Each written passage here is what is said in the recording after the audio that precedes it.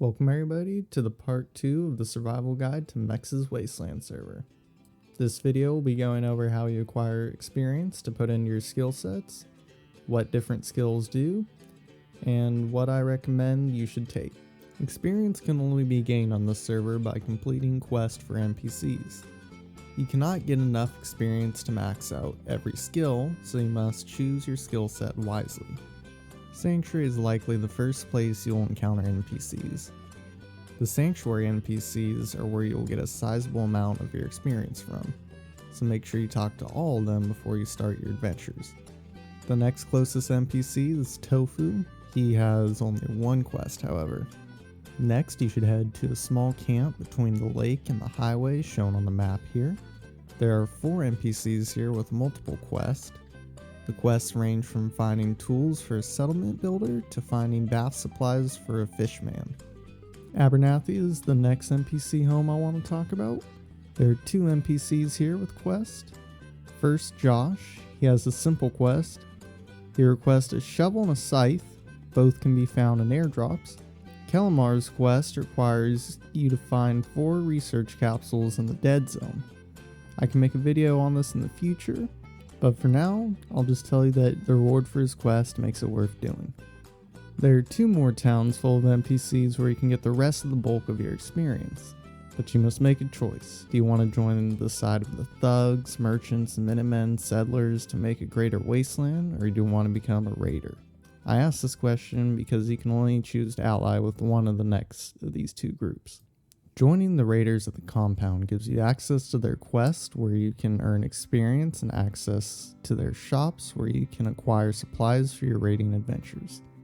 Or you can join Go Tier and complete their quest line to gain access to their merchants to supply you on your adventures.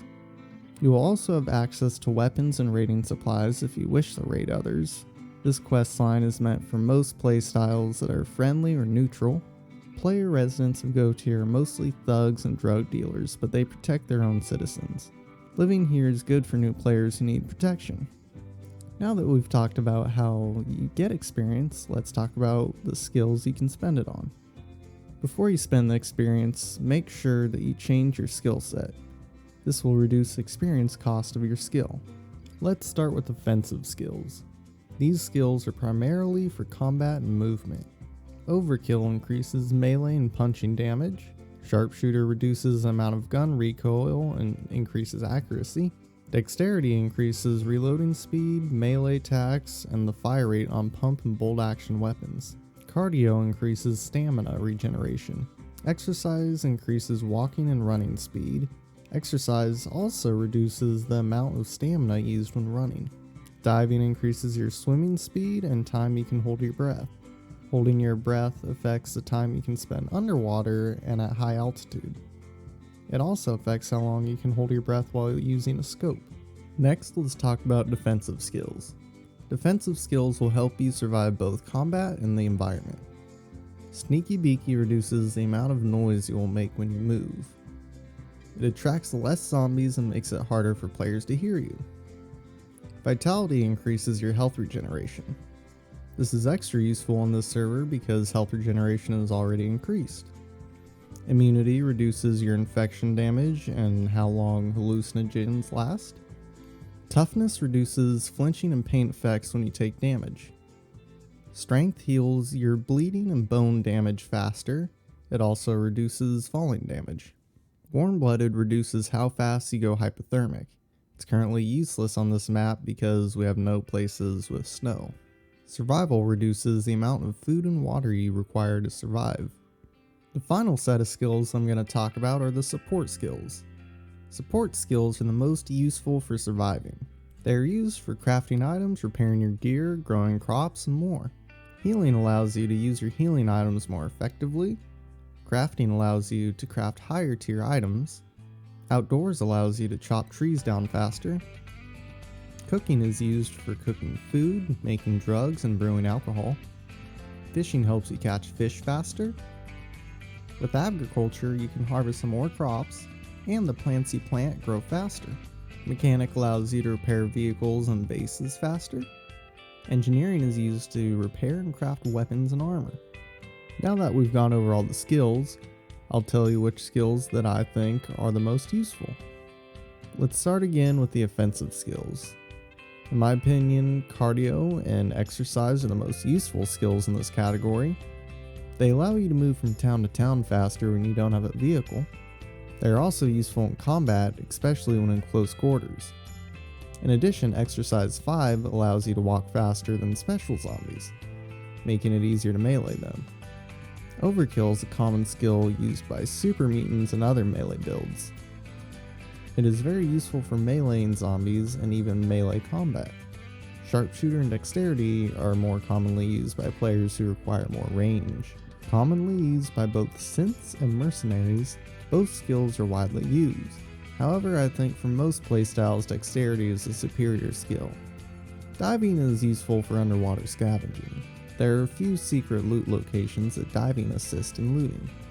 Overall, I personally don't think it's worth the experience, but if you like looting locations without zombies, it might come in handy. Next, we will talk about defensive skills. Sneaky Beaky is commonly used by newer players and combat-focused players. It is useful for sneaking around zombies and players alike. Vitality is occasionally used by some players. It is useful for combat or if you don't want to use too many dressings while looting. Immunity is a skill mostly used by ghouls. It's useful because a lot of the food and water in the wasteland is irradiated, and medicines are hard to come by. Survival is a very common skill used among wastelanders. Reducing the amount of food and water you consume both reduces the amount you need to scavenge, buy, or grow, and the amount you need to carry. This comes in handy due to the fact that clothing with a lot of space is hard to come by. Personally, I'd rather put my experience into cooking or agriculture, but it's still a useful skill. Finally, the support skills. When it comes to support skills, it is useful to have groups of players. It is unlikely that you can get every useful support skill, so each group member should get 1 or 2 of these skills and use them to help each other. Crafting is very useful for making both lockers and melee weapons. It is, however, used to make a wide variety of things, mostly buildables. Cooking has become very useful recently. You can cook high quality food, alcohol, and best of all, drugs. Drugs give you buffs for a limited amount of time. Some drugs are used to make you move fast, while others increase your resistance, making the skill valuable. Agriculture is a very good skill as well. It allows you to have food anywhere at any time. Many players even sell their crops to other players and make some caps as well. It is always useful to have someone in your group with agriculture. Finally, let's talk about engineering, my favorite skill. Engineering is used to build metal bases, repair weapons, and make high quality armor. If you plan to start a settlement, it is wise to have somebody in your group that has this skill.